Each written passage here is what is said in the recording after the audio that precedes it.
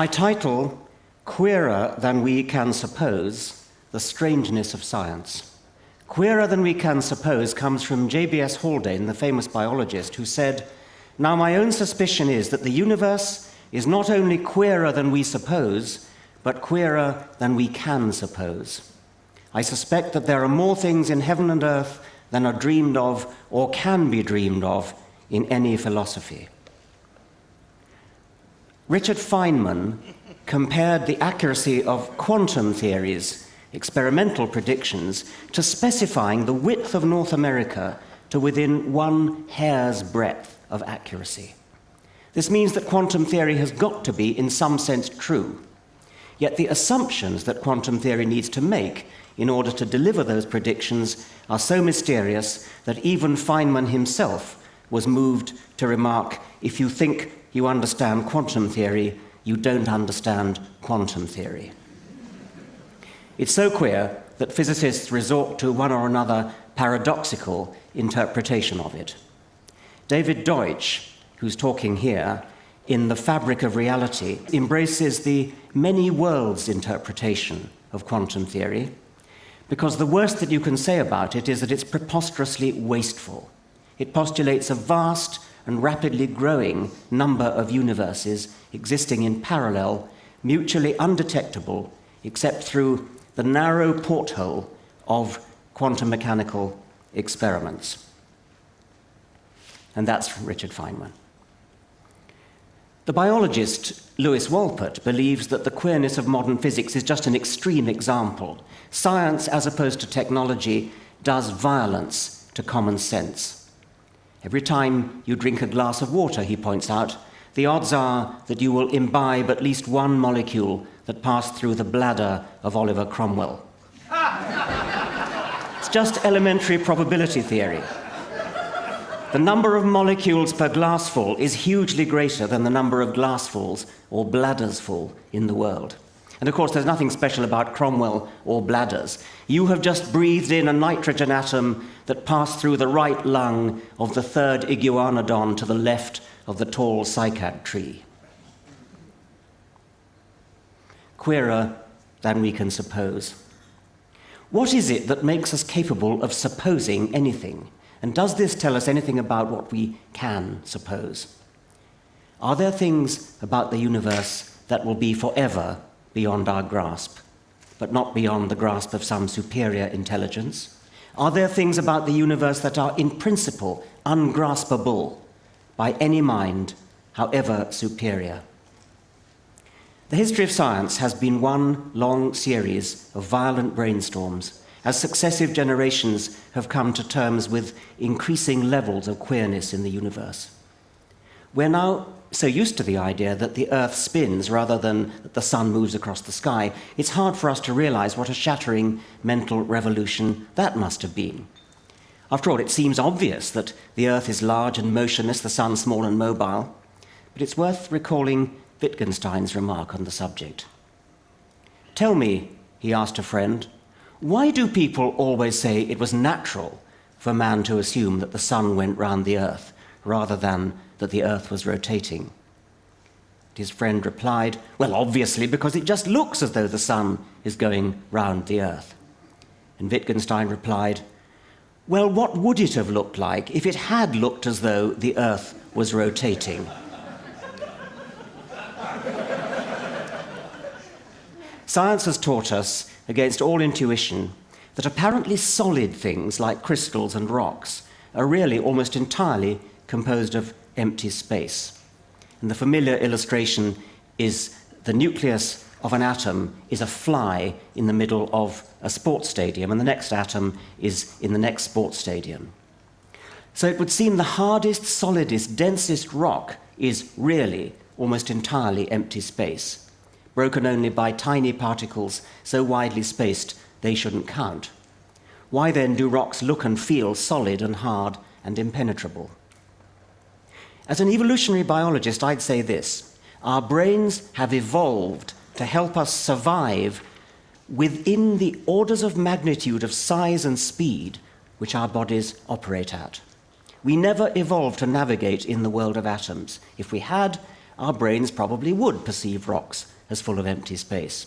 Rocks feel hard and impenetrable to our hands precisely because objects like rocks and hands cannot penetrate each other. It's therefore useful for our brains to construct notions like solidity and impenetrability, because such notions help us to navigate our bodies through the middle-sized world in which we have to navigate. Moving to the other end of the scale, our ancestors never had to navigate through the cosmos at speeds close to the speed of light. If they had, our brains would be much better at understanding Einstein. I want to give the name middle world to the medium-scaled environment in which we've evolved the ability to take action. Nothing to do with Middle Earth, middle world. We are evolved denizens of middle world, and that limits what we are capable of imagining. We find it intuitively easy to grasp ideas like when a rabbit moves at the sort of medium velocity at which rabbits and other middle world objects move and hits another middle world object like a rock, it knocks itself out.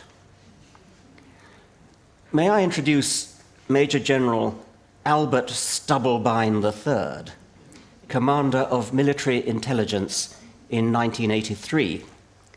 He stared at his wall in Arlington, Virginia, and decided to do it. As frightening as the prospect was, he was going into the next office. He stood up and moved out from behind his desk. What is the atom mostly made of, he thought? Space. He started walking. What am I mostly made of? Atoms. He quickened his pace almost to a jog now. What is the wall mostly made of? Atoms. All I have to do is merge the spaces. Then General Stubblebine banged his nose hard on the wall of his office. Stubblebine, who commanded 16,000 soldiers, was confounded by his continual failure to walk through the wall. He has no doubt that this ability will one day be a common tool in the military arsenal. Who would screw around with an army that could do that? That's from an article in Playboy, which I was reading the other day. I've every reason to think it's true. I was reading Playboy because I myself had an article in it.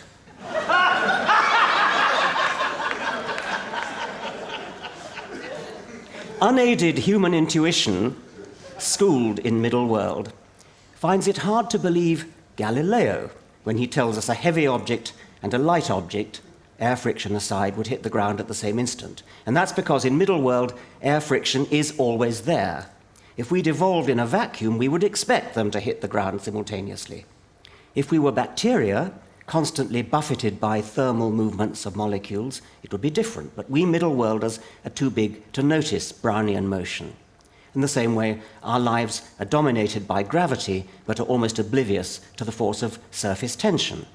A small insect would reverse these priorities. Steve Grand, he's the one on the left, Douglas Adams is on the right. Steve Grand, in his book Creation, Life and How to Make It, is positively scathing about our preoccupation with matter itself. We have this tendency to think that only solid, material things are really things at all. Waves of electromagnetic fluctuation in a vacuum seem unreal. Victorians thought the waves had to be waves in some material medium, the ether. But we find real matter comforting only because we've evolved to survive in middle world, where matter is a useful fiction. A whirlpool, for Steve Grand, is a thing with just as much reality as a rock. In a desert plain in Tanzania, in the shadow of the volcano Oldonyo Lengai, there's a dune made of volcanic ash. The beautiful thing is that it moves bodily. It's what's technically known as a barkhan, and the entire dune walks across the desert in a westerly direction at a speed of about 17 meters per year. It retains its crescent shape and moves in the direction of the horns. What happens is that the wind blows the sand up the shallow slope on the other side, and then as each sand grain hits the top of the ridge, it cascades down on the inside of the crescent, and so the whole horn-shaped dune moves. Steve Grand points out that you and I are ourselves more like a wave than a permanent thing. He invites us, the reader, to think of an experience from your childhood, something you remember clearly, something you can see, feel, maybe even smell, as if you were really there. After all, you really were there at the time, weren't you? How else would you remember it? But here is the bombshell. You weren't there. Not a single atom that is in your body today was there when that event took place. Matter flows from place to place and momentarily comes together to be you. Whatever you are, therefore, you are not the stuff of which you are made. If that doesn't make the hair stand up on the back of your neck, read it again until it does, because it is important. So really isn't a word that we should use with simple confidence. If a neutrino had a brain which had evolved in neutrino-sized ancestors, it would say that rocks really do consist of empty space. We have brains that evolved in medium-sized ancestors which couldn't walk through rocks. Really, for an animal, is whatever its brain needs it to be in order to assist its survival. And because different species live in different worlds, there will be a discomforting variety of reallys. What we see of the real world is not the unvarnished world, but a model of the world, regulated and adjusted by sense data, but constructed so it's useful for dealing with the real world. The nature of the model depends on the kind of animal we are. A flying animal needs a different kind of model from a walking, climbing, or swimming animal. A monkey's brain must have software capable of simulating a three-dimensional world of branches and trunks. A mole's software for constructing models of its world will be customized for underground use. A water strider's brain doesn't need 3D software at all, since it lives on the surface of the pond in an Edwin Abbott flatland.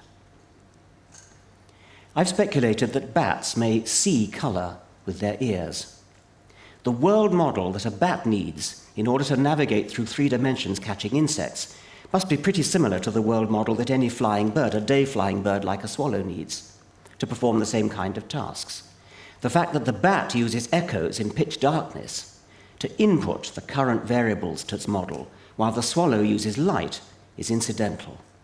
Bats, I've even suggested, use perceived hues such as red and blue as labels, internal labels, for some useful aspect of echoes, perhaps the acoustic texture of surfaces, furry or smooth and so on. In the same way as swallows, or indeed we, use those perceived hues, redness and blueness, etc., to label long and short wavelengths of light. There's nothing inherent about red that makes it long wavelength.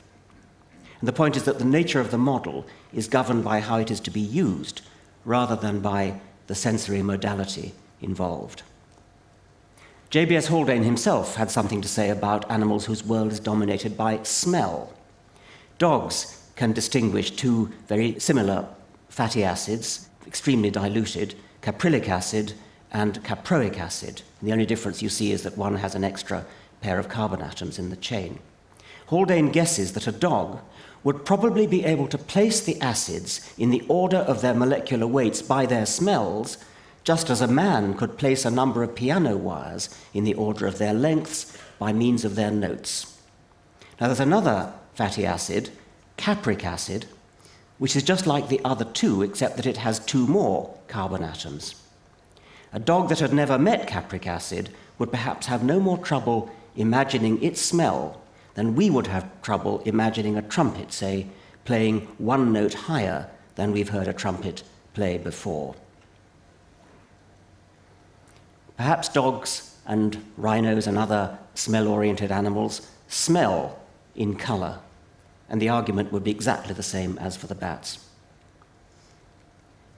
Middle world, the range of sizes and speeds which we have evolved to feel intuitively comfortable with, is a bit like the narrow range of the electromagnetic spectrum that we see as light of various colors. We're blind to all frequencies outside that unless we use instruments to help us.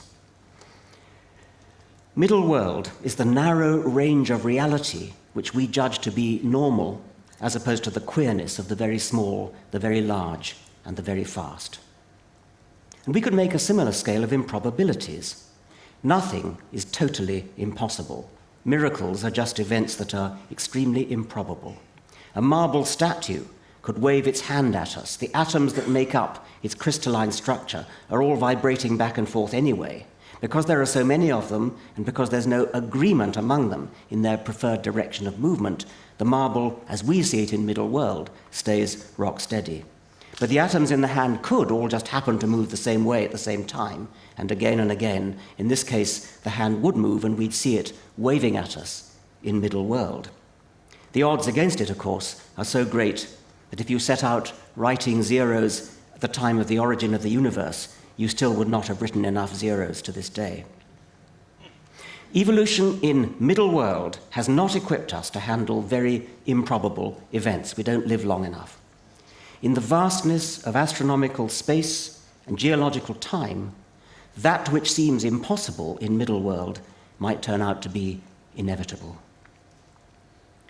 One way to think about that is by counting planets. We don't know how many planets there are in the universe, but a good estimate is about 10 to the 20 or 100 billion. And that gives us a nice way to express our estimate of life's improbability. Could make some sort of landmark points along a spectrum of improbability, which might look like the electromagnetic spectrum we just looked at. If life has arisen only once on any... If life could originate once per planet, could be extremely common. Or it could originate once per star, or once per galaxy, or maybe only once in the entire universe, in which case it would have to be here. And somewhere up there would be the chance that a frog would turn into a prince and similar magical things like that. If life has arisen on only one planet in the entire universe, that planet has to be our planet, because here we are talking about it. And that means that if we want to avail ourselves of it, we're allowed to postulate chemical events in the origin of life which have a probability as low as 1 in 100 billion. I don't think we shall have to avail ourselves of that, because I suspect that life is quite common in the universe. But when I say quite common, it could still be so rare that no one island of life ever encounters another, which is a sad thought. How shall we interpret queerer than we can suppose? Queerer than can in principle be supposed, or just queerer than we can suppose, given the limitations of our brain's evolutionary apprenticeship in Middle World? Could we, by training and practice, emancipate ourselves from Middle World and achieve some sort of intuitive, as well as mathematical, understanding of the very small and the very large? I genuinely don't know the answer. I wonder whether we might help ourselves to understand, say, quantum theory, if we brought up children to play computer games beginning in early childhood, which had a sort of make-believe world of balls going through two slits on a screen, a world in which the strange goings-on of quantum mechanics were enlarged by the computer's make-believe so that they became familiar on the middle world scale of the screen. And similarly, a relativistic computer game in which objects on the screen manifest the Lorentz contraction and so on, to try to get ourselves into the way of thinking, get children into the way of thinking about it. I want to end by applying the idea of Middle World to our perceptions of each other. Most scientists today subscribe to a mechanistic view of the mind, where the way we are, because our brains are wired up as they are, our hormones are the way they are. We'd be different, our characters would be different, if our neuroanatomy and our physiological chemistry were different. But we scientists are inconsistent. If we were consistent, our response to a misbehaving person like a child murderer should be something like, this unit has a faulty component, it needs repairing. And that's not what we say. What we say, and I include the most austerely mechanistic among us, which is probably me, what we say is, vile monster, prison is too good for you. Or worse, we seek revenge, in all probability, thereby triggering the next phase in an escalating cycle of counter-revenge, which we see, of course, all over the world today. In short, when we're thinking like academics, we regard people as elaborate and complicated machines like computers or cars. But when we revert to being human, we behave more like Basil Fawlty. We remember thrashed his car to teach it a lesson when it wouldn't start on gourmet night. The reason we personify things like cars and computers is that Just as monkeys live in an arboreal world and moles live in an underground world and water striders live in a surface tension-dominated flatland, we live in a social world. We swim through a sea of people, a social version of middle world. We are evolved to second-guess the behavior of others by becoming brilliant, intuitive psychologists. Treating people as machines may be scientifically and philosophically accurate, but it's a cumbersome waste of time if you want to guess what this person is going to do next. The economically useful way to model a person is to treat him as a purposeful, goal-seeking agent with pleasures and pains, desires and intentions, guilt, blameworthiness. Personification and the imputing of intentional purpose is such a brilliantly successful way to model humans, it's hardly surprising the same modeling software often seizes control when we're trying to think about entities for which it's not appropriate, like Basil Fawlty with his car, or like millions of deluded people with the universe as a whole. If the universe is queerer than we can suppose, is it just because we've been naturally selected to suppose only what we needed to suppose in order to survive in the Pleistocene of Africa? Or are our brains so versatile and expandable that we can train ourselves to break out of the box of our evolution? Or finally, are there some things in the universe so queer that no philosophy of beings, however godlike, could dream them? Thank you very much.